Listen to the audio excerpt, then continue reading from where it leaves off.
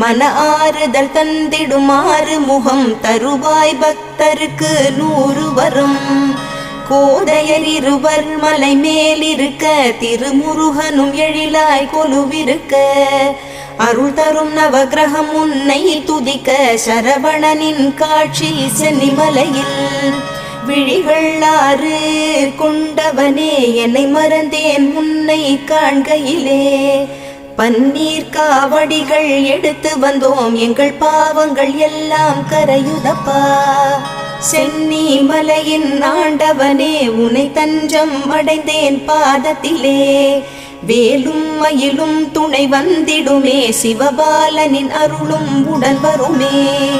குருவாய் வருவாய் கருணை பொழிவாய் முகமாறும் ஜொலித்திட நீ வருவாய்.